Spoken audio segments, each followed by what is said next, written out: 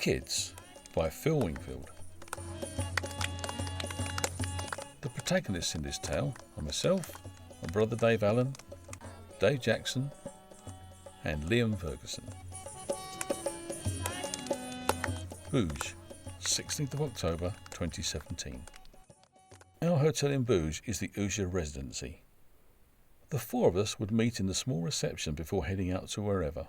And more often than not, a couple of young lads will be lounging around there too.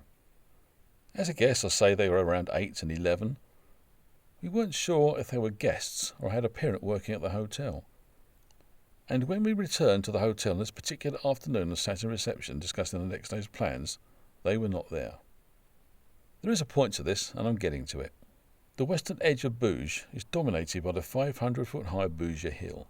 Bruges Hill is partly encompassed by the derelict walls of the old Bruges fort, and a walled ridge links it to another fortification on the second peak. The plan for the next day was to climb Bruges Hill, traverse the ridge and check out the ruins, before climbing back down to the city. It's not exactly Everest, but it's still there. The guy working at the reception desk hears us talking and asks if we'd take the two lads with us. Oh, right, so this is Dad, okay. But does he even know if they want to go? They live here after all, it's probably no big deal to them. And more importantly, they're his kids, not ours. What do you say to that? We could say no, which may seem a little rude, even if it makes total sense. Or we could say yes, and climb up a hill with two miners who are A, not ours, and B, don't speak English, and C, A and B. It's such a bizarre thing to ask. But this is a very different culture, and well, no, it's bizarre. So what did we say? We said yes. We said yes, despite every fibre of my being screaming no. We said yes. And we spent the rest of the evening wondering what the hell we had signed up for and all the ways in which it could catastrophically backfire. Bruges, 17th of October 2017. The following morning we were all up around 6:30 a.m. and ready to go by 7. There was no sign of the lads or their father, so we got the hell out before that changed.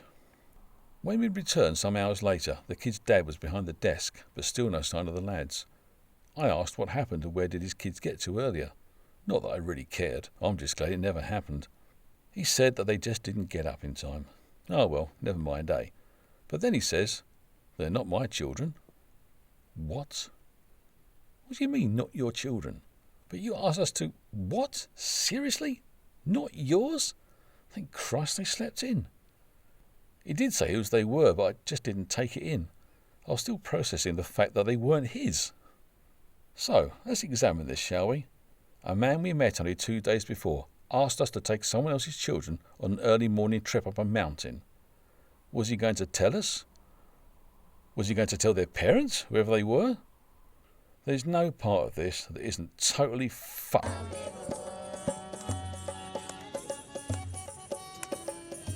Kids, formerly titled Whose Kids Are They Anyway, which is a bit of a giveaway, was written in a deep state of shock and read, some considerable time later, by Phil Wingfield.